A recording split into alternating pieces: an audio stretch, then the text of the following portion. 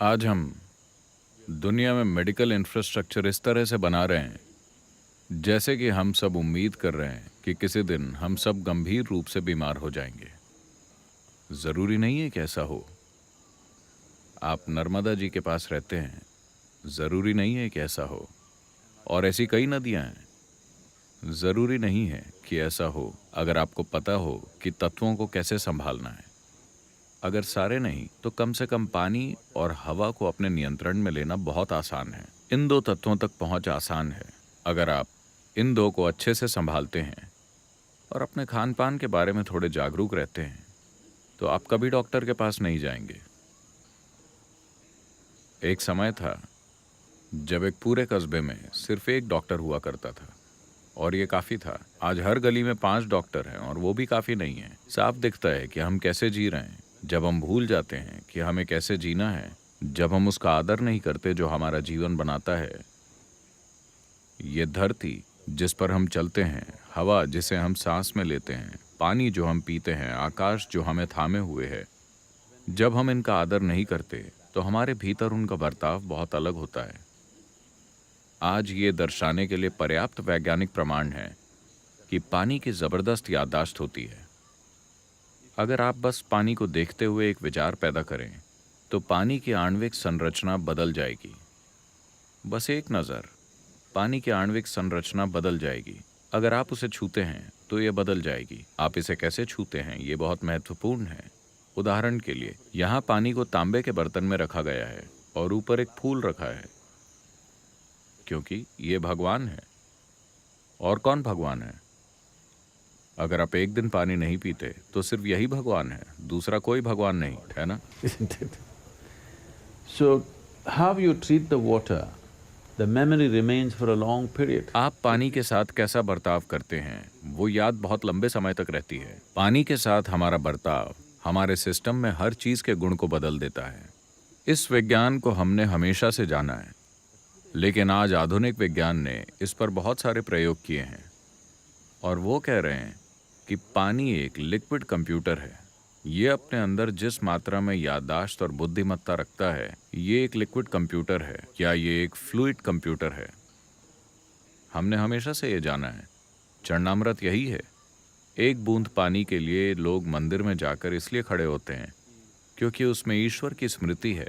आप उसे अपने अंदर लेना चाहते हैं। अगर देवता शक्तिशाली हैं और पानी ने उन्हें स्पर्श किया है तो उसमें ईश्वर की स्मृति है। आप चाहेंगे कि वो आपके सिस्टम में प्रवेश करे। लेकिन इस तरह के पवित्र स्थान पर होना ही अपने आप में एक वरदान है। अगर कुछ ऐसे तरीके हैं जिनसे आप पानी में हो सकते हैं, अगर कोई ऐसा करता है, सारी क्रॉनिक यानी पुरानी बीमारियां चली जाएंगी। बीमारियां संक्रामक होती हैं या फिर क्रॉनिक होती हैं। संक्रामक रोग एक बाहरी हमला है। बाहरी जीवाणु हमारे शरीर में घुसकर हमें परेशान करते हैं। इसके लिए आपको डॉक्टर चाहिए, आपको लड़ाई करनी होगी। आमतौर पर हम केमिकल बमों से उन पर हमला करते हैं, लेकिन लोगों की 70% से ज्यादा बीमारियां खुद की बनाई होती हैं। हम खुद अपने शरीर के अंदर उनको पैदा करते हैं। इसकी बुनियादी वजह है इन तत्वों के साथ हमारा बर्ताव, अपने भीतर और अपने आसपास।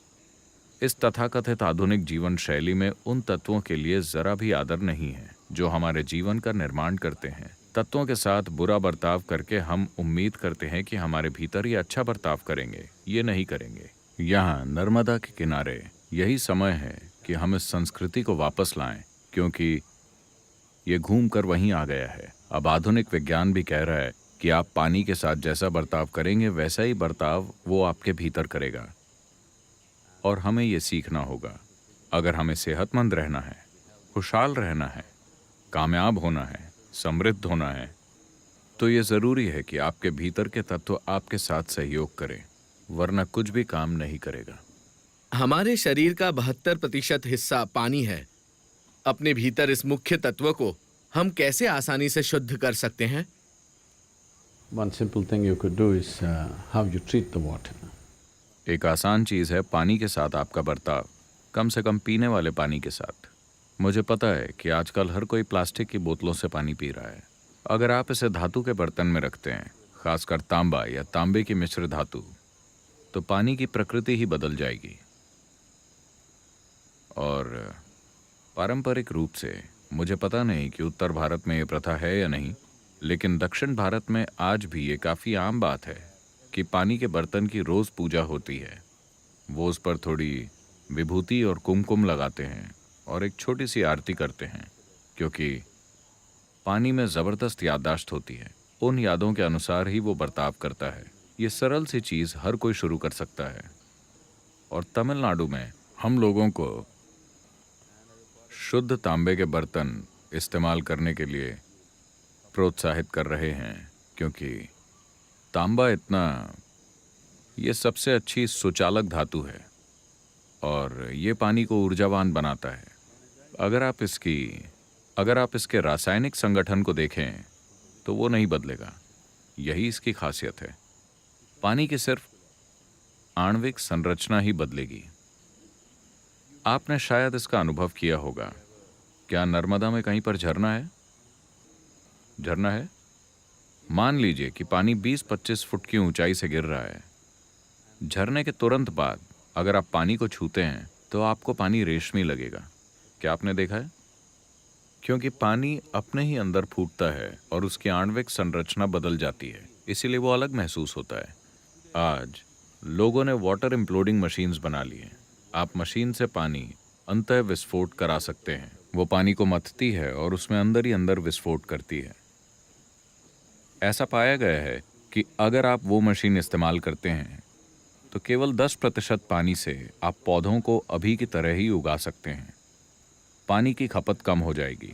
10% पानी के साथ भी पौधे उतनी ही पैदावार देंगे, क्योंकि इम्प्लोड किया गया पानी रेशमी हो जाता है और उसकी पौधे या पेड़ का हिस्सा बनने की क्षमता काफ़ी बेहतर हो जाती है। तो अगर आप खेती करते हैं तो इम्प्लोडिंग मशीनें ला सकते हैं। इंग्लैंड में कुछ लोगों के पास उसका पेटेंट है।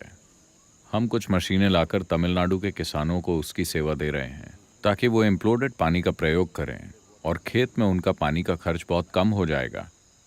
क्योंकि कब तक आप पानी को पंप करेंगे? इन दिनों बिजली भी मुफ्त नहीं है, तो किसानों को ये बहुत महंगा पड़ता है। अगर उसे कम पानी पंप करना पड़े तो इससे बहुत फर्क पड़ेगा। रोज के इस्तेमाल के लिए बस एक तांबे का बर्तन। हर दिन अगर आप इसके पास एक दिया जलाते हैं, एक फूल रखते हैं, तो पानी जिस तरह से आपके भीतर बर्ताव करता है वो बदल जाएगा। और पानी पीने से पहले बस एक पल के लिए कृतज्ञता और आदर की भावना, क्योंकि यही वो सामग्री है जिससे आप अपना जीवन बना रहे हैं। कोई अनजान भगवान नहीं, यही वो पदार्थ है जो हर पल आपके जीवन को बना रहा है। आप इसे कैसा बर्ताव करते हैं ये बहुत महत्वपूर्ण है। अपनी भावना में, विचारों में अगर आप पानी को, आपको कोई देवी देवता सोचने की ज़रूरत नहीं है। आप बस हकीकत को समझिए। सच्चाई ये है कि पानी के बिना आप जिंदा नहीं रह सकते। हाँ, जो भी आपके जीवन का आधार है आप उसके सामने झुकते हैं, है ना? तो ये पानी, ये भोजन, बस इनके प्रति आदर लाना। आप देखेंगे कि जो मात्रा में आप खाते हैं वो भी घट जाएगी और आपके अंदर इनका बर्ताव भी बदल जाएगा। अगर आपको कोई इन्फेक्शन नहीं होता है और अगर आप इन तत्वों से ठीक से बर्ताव करते हैं तो शायद आप फिर कभी डॉक्टर का चेहरा नहीं देखेंगे, जब तक कि आप खुद डॉक्टर ना हो।